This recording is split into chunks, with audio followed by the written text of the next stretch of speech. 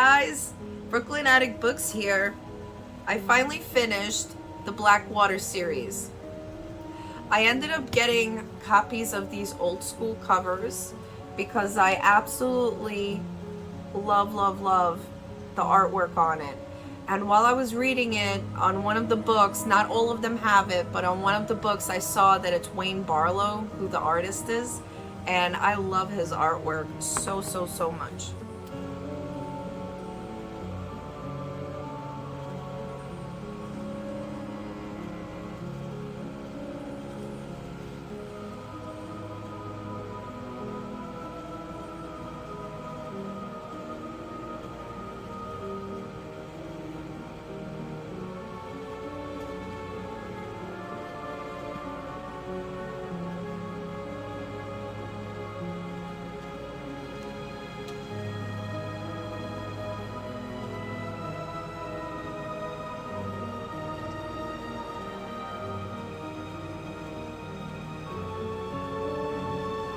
Blackwater Series is a 6-part series about a multi-generational family.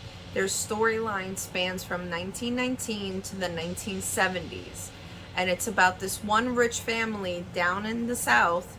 I think they're in Alabama or Georgia. They're right next to Florida, I know that. And they basically just they own a mill in this small town that employs a bunch of people, and eventually they just start expanding and their multi-generational wealth just blows up over the decades. And you go from, kids growing up and getting married and having kids, and then their kids growing up and having kids and taking things over. And so you got to understand there's crazy character development. There is a lot of suspense. My biggest gripe with this series is that I feel like there could have been way more death.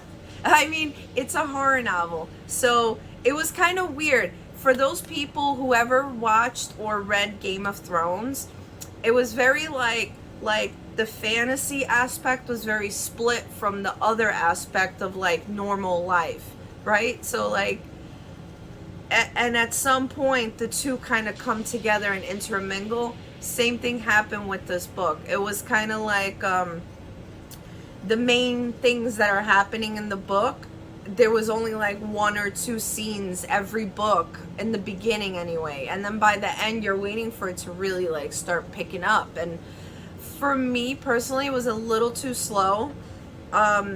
If you are thinking about just reading to read it and buy the 6-in-1 volume, I highly recommend it. You see the words, it's a pretty quick read. The words are pretty spread out, like they're spaced out with big gaps in it. So it's a fairly quick read. A person could easily read each book in a day, very easily. Okay, so here's where the spoilers start to come in, right? So if you've read the book or don't really care about spoilers, then hang on. But if you haven't and you don't want any spoilers, but this is a spoiler that comes out very early in the book.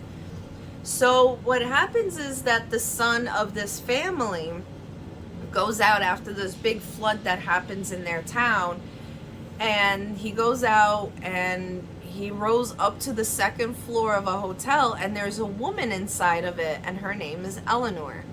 And Eleanor has been stuck inside this hotel room for 4 days straight, and the whole thing is very mysterious and very bizarre. Where did she come from? Who is she? She doesn't have any family. How was she in the hotel for 4 days?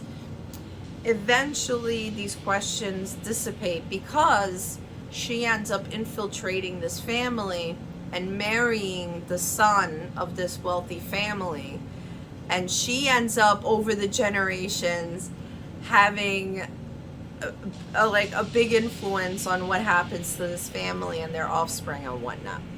So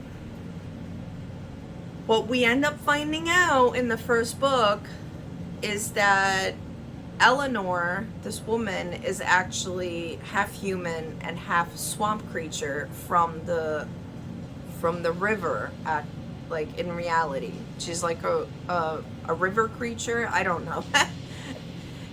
When they describe her, it sounds like a swamp person, to be honest. There are a lot of cool creatures and paranormal things that happen throughout the book. It reminds you of Beetlejuice. Like, remember when they draw the door and knock on it and it opens, and it's weird things like that. So it's like, in one scene there's like this little boy that dies in one of the early books, and his spirit, or he's a creature now, I don't know, is stuck inside of this like linen closet that spans between two bedrooms. So they tend to keep the doors locked because everybody has like really weird feelings about this closet, and rightfully so.